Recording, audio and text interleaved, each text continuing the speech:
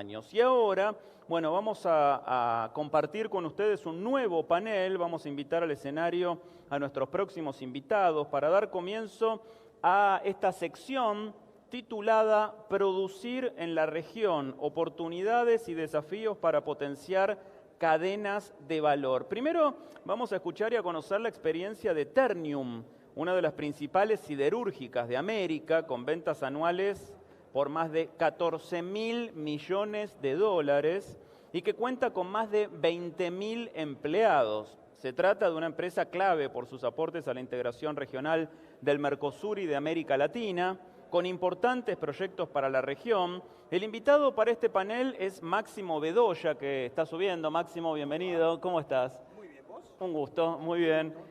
CEO de Ternium.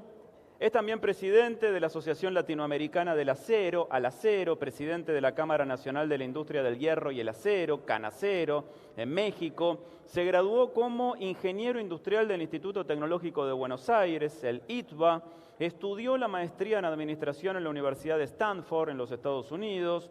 Ha desarrollado su carrera en el Grupo Techint desde 1992, desempeñándose en la Argentina, en Venezuela, en México, lo cual le ha permitido conocer de primera mano la realidad de nuestra región. Y nos va a acompañar como moderadora Daniela Rosenbaum. Hola Daniela, ¿cómo estás?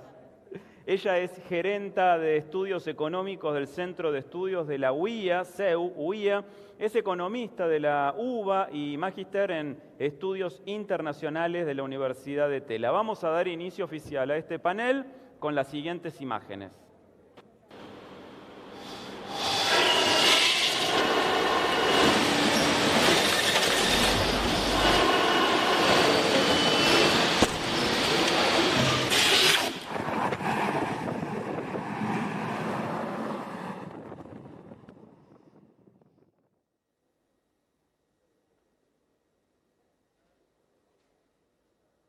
Bueno, buenas tardes Máximo, muchas gracias por estar acá presente con nosotros en esta conferencia industrial. Realmente un gusto poder estar participando de este panel. Tuvimos recién un panel específico para hablar de la coyuntura internacional, de la mirada de la economía, de la política internacional, y después la jornada va a seguir con otros paneles sobre el tema. En particular nos interesaba poder charlar con vos sobre cuál es la mirada del contexto internacional que hay desde la empresa, en particular de la cual vos dirigís, y desde la mirada de un empresario que está día a día tomando decisiones. Bueno, en particular Ternium es una empresa que tiene presencia importante en la región, con plantas en Argentina, Brasil, México, entre otros países. Y bueno, quería preguntarte un poco desde tu recorrido en la empresa, cómo ves que cambió este contexto internacional y si ahí se habla mucho del proceso de reshoring, escuchamos recién, y cómo ves que se manifiesta día a día en el contexto internacional esta relocalización productiva. Bueno, primero que nada, muy buenas tardes a todos. Daniela, muchísimas gracias por la invitación. Un placer estar de vuelta en Argentina. Yo soy argentino, obviamente, pero no vivo acá y hace casi 2 años que no venía, así que un gusto poder estar por lo menos en una conferencia en presencia. Se habló mucho del reshoring, habló mucho, creo que Federico, en el panel anterior, y claramente nosotros vemos en la región, yo vivo en México, ahí se manifiesta mucho más claro que esto es algo que está sucediendo. Ahora no sucede por la pandemia. Yo creo que la pandemia lo acelera el proceso, pero esto es algo que, sobre todo en Estados Unidos, se venía hablando mucho antes, y antes incluido de Trump. Yo creo que Trump aceleró también el proceso ¿Por qué? Porque lo que se veía desde cuando nosotros empezamos, y me hiciste la pregunta de cuando yo empecé, es que esta globalización, tenía sus fallas y fue empezando a fallar, y en Estados Unidos empezaron a ver hace varios años que esto tenía ciertas cosas que no estaba funcionando. Danny Roderick, me acuerdo que fue uno de los primeros, el economista de Harvard, que además es especialista en cadena de valor, creo que la inminencia en esta cosa, decía la hiperglobalización falló. Y falló por el empleo, porque fue mudando el empleo de calidad de sectores en Estados Unidos hacia China y sectores de toda América Latina hacia Estados Unidos, primarizando un poco toda la economía. ¿Qué hizo la pandemia? Además de mostrar este problema del empleo de calidad y cómo se iba primarizando, lo que hace es que muestra que además estas cadenas de valor son muy frágiles.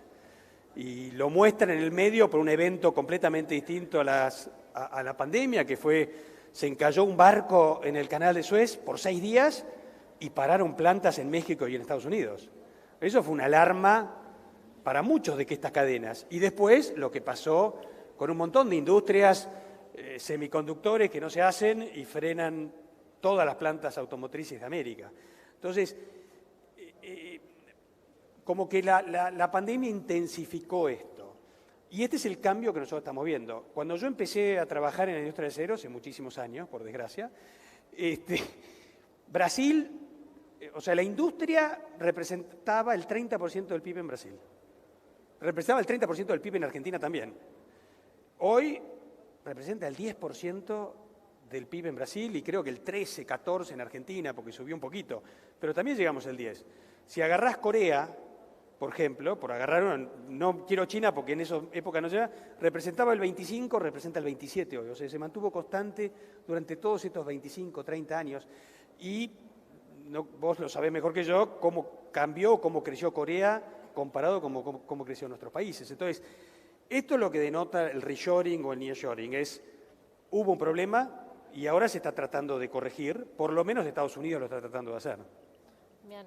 Entiendo por lo que decís que habría una oportunidad para la industria, se está volviendo a hablar obviamente de los temas productivos, de la política industrial, sin embargo la región viene con un estancamiento en términos productivos en el mediano plazo y con mayores problemas de base para encarar un proyecto de desarrollo sostenible.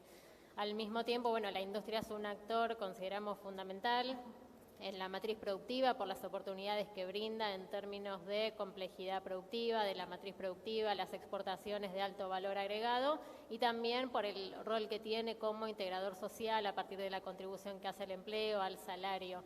Bueno, ¿pensás que puede haber una oportunidad para desarrollar un proyecto industrial sostenible en la región? ¿Cuáles son las principales políticas que harían falta para poder aprovechar un poco más este contexto?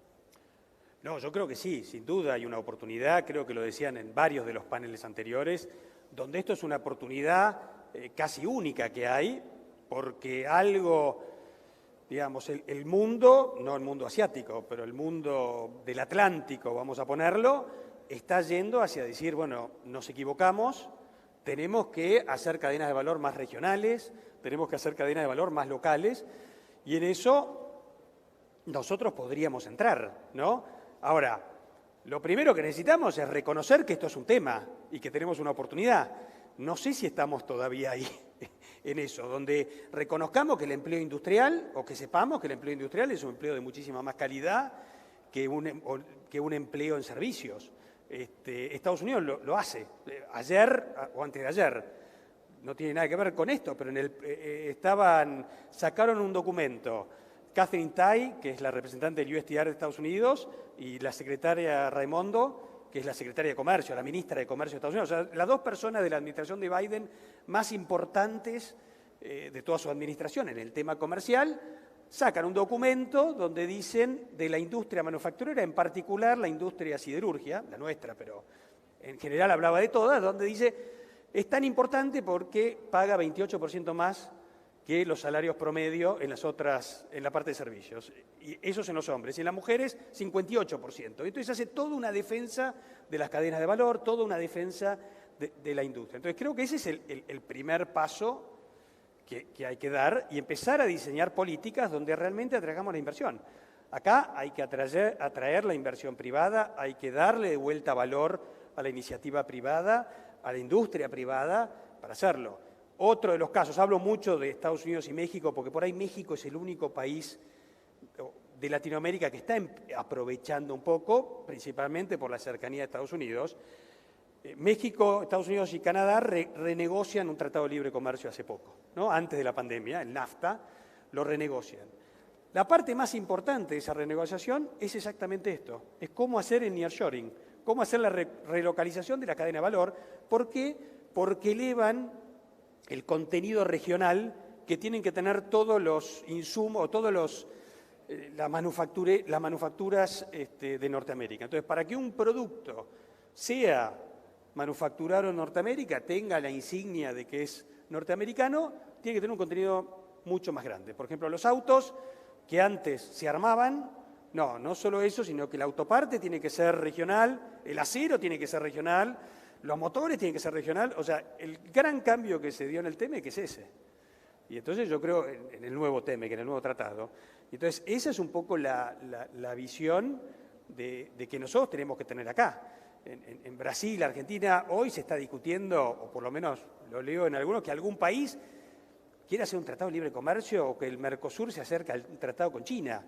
Bueno, está haciendo en la dirección completamente contraria, ¿no? O sea, China primariza más nuestra economía, en el fondo. No es Argentina el país, no es que quiero con esto, pero son discusiones que tienen que cambiar un poco de foco, ¿no? Otro tema bastante relacionado con cómo se produce tiene que ver hoy en día con la agenda internacional, la agenda medioambiental, que es una de las agendas del siglo XXI. Acá te quería preguntar si ves que hay una tensión entre la agenda ambiental y entre la agenda de desarrollo productivo, si pueden convivir y qué acciones en particular están tomando desde la empresa en ese sentido. Uy, una pregunta muy larga, pero indudablemente hay una tensión entre el desarrollo económico y la agenda de cambio climático, ¿no? O sea, ambiental específicamente el cambio climático, pero que tenemos que convivir con ella, o sea, tenemos que ver cómo se encuentra. Bueno, hace un par de semanas en Glasgow un poco se vio, digamos, ese problema de, en el fondo, hay que atacar el cambio climático, tenemos que emitir menos como sociedad, pero eso va a ir en contra del desarrollo económico, ¿no? Y eso fue lo que se veía. Ahora, nosotros como industria creo que tenemos mucho que opinar y la industria del acero sin duda es una de las principales, por dos motivos distintos. Por ahí, la industria del acero, el acero está muy presente en todo el tema de la nueva economía, en el sentido porque todas las cosas, o gran parte de las cosas se hacen de acero. Desde la movilidad hasta las torres eólicas, hasta la construcción. Entonces, pensar en un mundo sustentable es pensar en un mundo donde el acero sea parte de esa solución.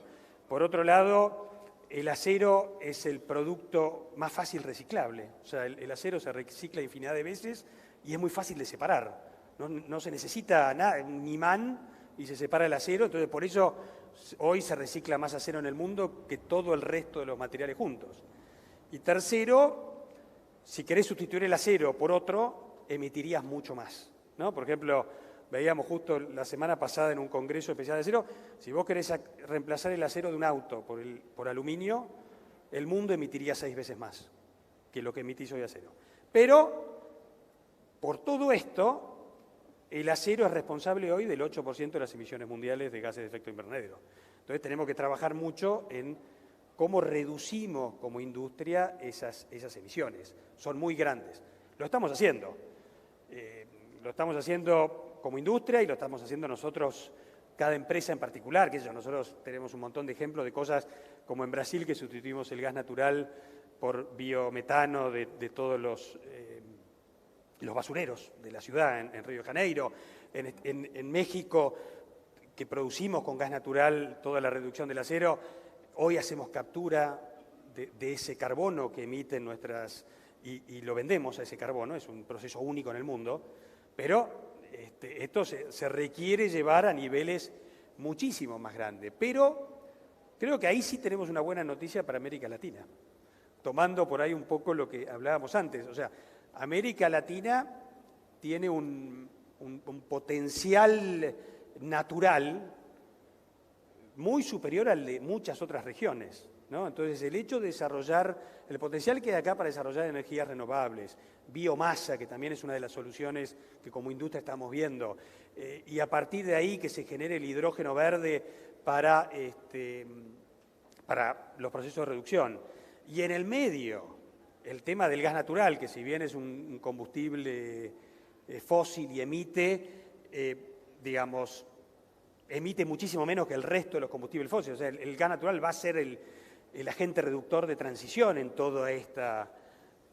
todo eso nos hace una región que podríamos aprovechar esto muy bien con las mismas políticas que por ahí hablaba en el panel anterior o que un poco comentábamos al principio. Creo que esa es la oportunidad que nosotros tenemos, enorme. Claro. Bueno, bien, hay desafíos, pero también oportunidades. Sin duda. Una última pregunta, pasando un poco a la agenda de formación y educación, una agenda que bueno, es bastante importante, mañana va a haber un panel específico sobre eso. Si pensamos en la juventud, podemos verlo de dos dimensiones. Por un lado, hay una gran brecha digital y desafíos de inserción profesional para quienes todavía están fuera del mercado de trabajo, pero por el otro lado, el desafío de encontrar un proyecto profesional en el caso bueno, de los jóvenes formados. Te quería preguntar por tu recorrido, que vos sos ingeniero, trabajás hace muchos años en la industria y en el sector, y cómo ves a la industria, si es un sector atractivo para los jóvenes profesionales y bueno, qué acciones tienen implementadas en ese sentido. Es una muy buena pregunta y la voy a separar en dos por ahí como vos la separaste, porque sí hay dos grupos, ¿no? Una es de los jóvenes profesionales. Yo era un joven profesional y me desarrollé toda mi carrera ahí en Ternium. Y creo que sí, la industria sigue dando esas oportunidades. Es verdad que, como decía el canciller Callero, la industria del conocimiento, bueno, sí, hay una cierta otras industrias con las cuales competimos por ese talento, pero creo que nosotros podemos competir de igual a igual con esa industria, con la industria del conocimiento, y también la industria del conocimiento es relativamente finita. Hay una élite que sí puede ir, pero no puede ir todo el mundo, no hay lugar para que todos vayan a ese mundo. Entonces, los jóvenes se pueden desarrollar en distintas industrias y yo creo que la industria manufacturera es un lugar muy bueno, lo estamos viendo en muchos mercados. ¿Qué tiene que hacer la industria? Lo que estamos haciendo. Sin duda, trabajar en la diversidad y la inclusión, eso es un factor que creo que nosotros arrancamos un poco tarde, pero hoy estamos mucho mejor de lo que estábamos antes.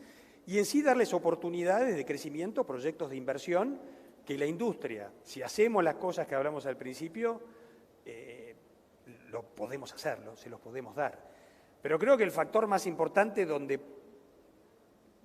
vos hablabas y la industria es clave es la inserción de toda esa masa de gente que hoy se está quedando rezagada por la misma primarización de toda la economía, que se está quedando en un lugar, muchos de los cuales no tienen posibilidad de estudiar, y sin duda no tienen posibilidad de llegar a la carrera universitaria, y la industria es un lugar donde toda esa gente se puede desarrollar y puede haber esta movilidad social que siempre hablamos y que tanto necesitamos, técnicos, operarios, donde